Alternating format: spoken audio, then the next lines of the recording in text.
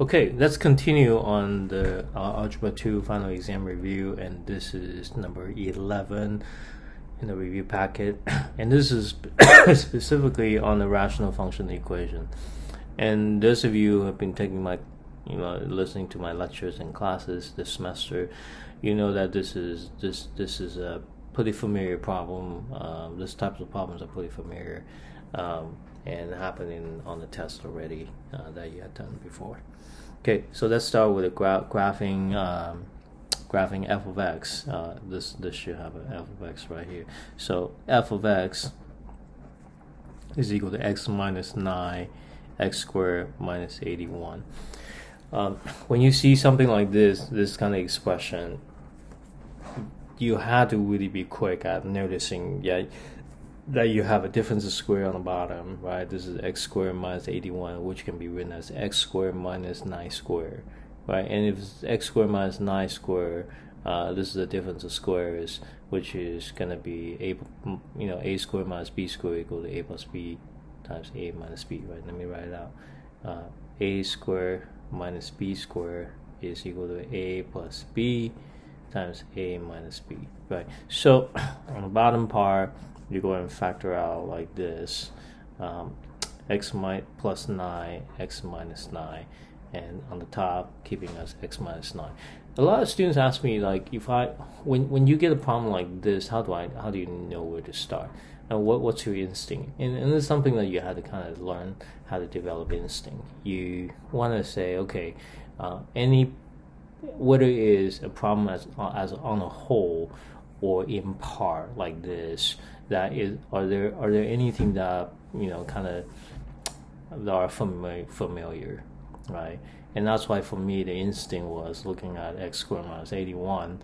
I immediately recognize that is a difference of square type of situation. So if I can factor it out and see where the problem leads me, and so in fact, if you look at this, and once I factor it out, I can see pretty clearly that I have opportunity to cancel out terms. So this ends up with 1 over x plus 9 f of x.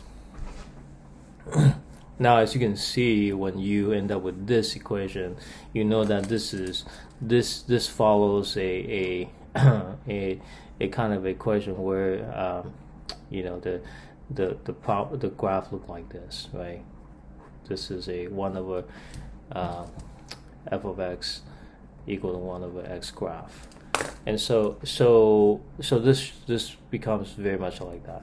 So on the bottom part, we know that denominator cannot be 0. So x plus 9 cannot be 0. So that means x cannot be negative 9. So we know that if that's the case, x cannot be negative 9. That means that your asymptote, right? Your asymptote immediately is at negative 9 right here, and you're gonna have a graph look like the standard form of 1 over x kind of a graph.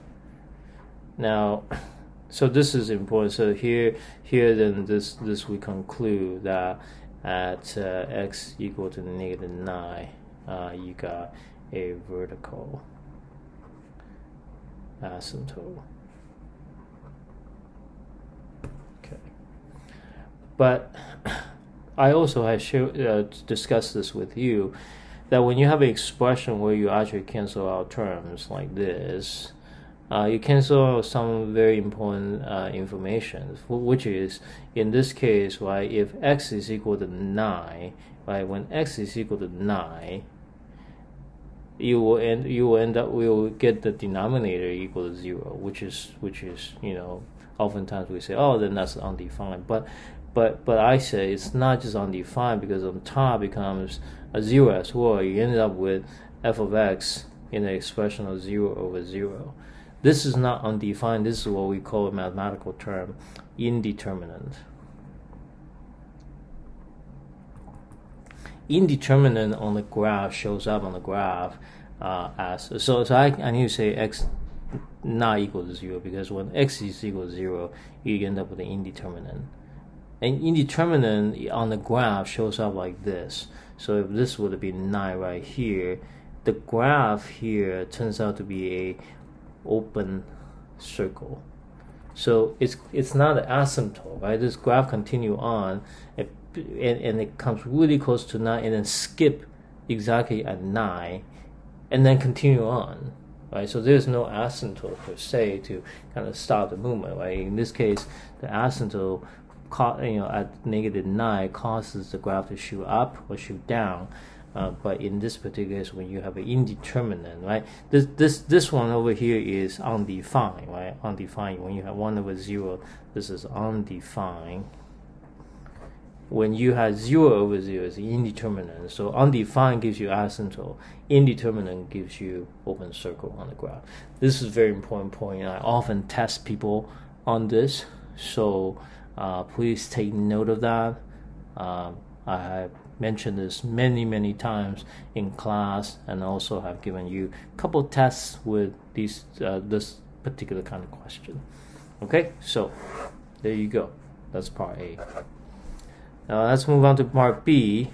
We're solving equations. I mean, if you can think of it, this is that you have a function on the right, on the left, and a function on the right, and then you want to see where they intercept. Okay, so that's conceptually how you think about it. But we're solving this algebraically anyhow, so let's just go ahead and do that. X over x minus 2 over x plus 2. I'm writing the whole thing out again. 13 x squared minus 4. I noticed several things, right? I noticed that you have one term with the denominator x minus 2, and another term denominator x plus 2. Now I know that when you have two different denominators, even in the typical numerical fraction operation, you have two fractions with different denominator. You want to find common denominator. In common denominator, oftentimes you just take two denominators and multiply by each other. So if you multiply x minus 2 and x plus 2, you're gonna get a difference of squares, which is x squared minus 4. Now, if you look at it on the other side, you also have x squared minus 4.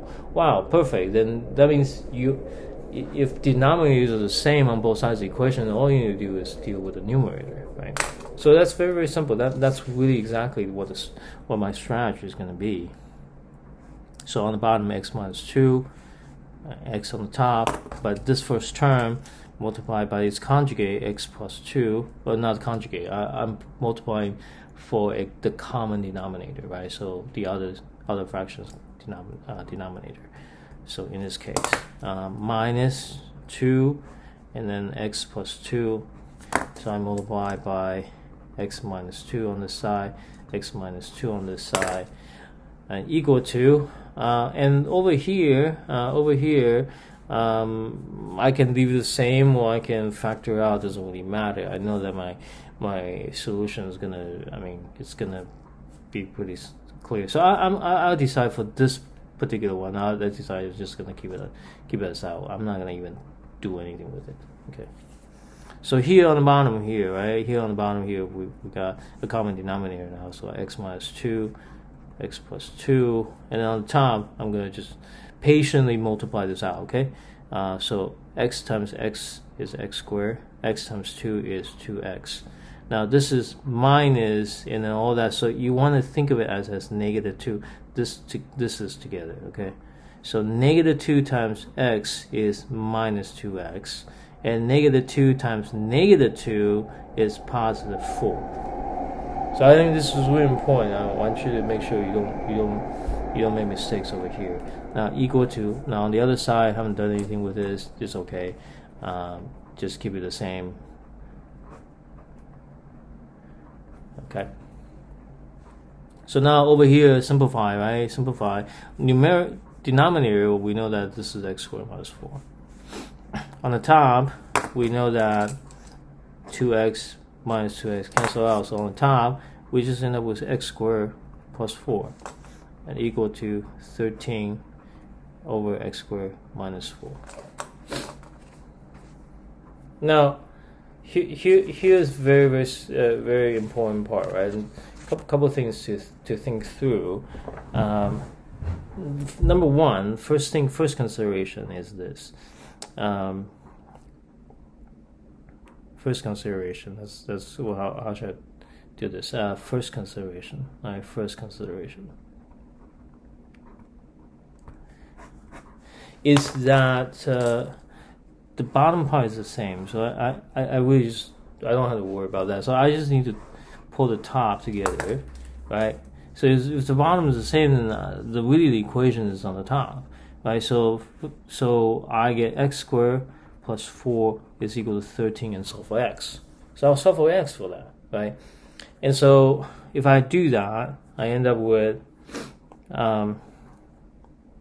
x squared is equal to 9, and so x is equal to 3 or negative 3. Okay? 3 or negative 3.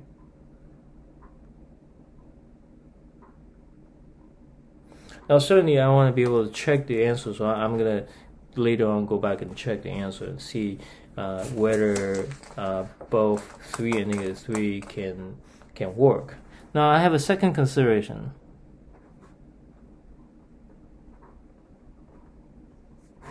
Second consideration is that on the bottom, the denominator, x squared minus 4, we know that it cannot be 0. Okay, it cannot be 0. Now, if it cannot be 0, that means x squared cannot be 4. If x squared cannot be 4, that means x cannot be 2 or negative 2. Because if x is equal to or x equal to negative 2, it will make this whole equation undefined. Okay, so this is the first clue to say, okay, my answer from with the first consideration where I end up with 3 and negative 3, well, they're not in conflict, so I don't need to get rid of any one of them. But I can go ahead and still check, right? Because I think if you put this value back into the original equation, if you put it back in, I mean, it should work, whether it's 3 or negative 3, because 3 or negative 3 gets squared. When it gets squared, you end up with the same thing. And then it doesn't, and it doesn't violate the bottom part, which is making the bottom equal to 0. So you're good. So then you can say, okay, now we can confidently say that the final solution, our final answer is 3 and negative 3. Okay? Alright, that's it. And I'll see you in the next video for the next problem.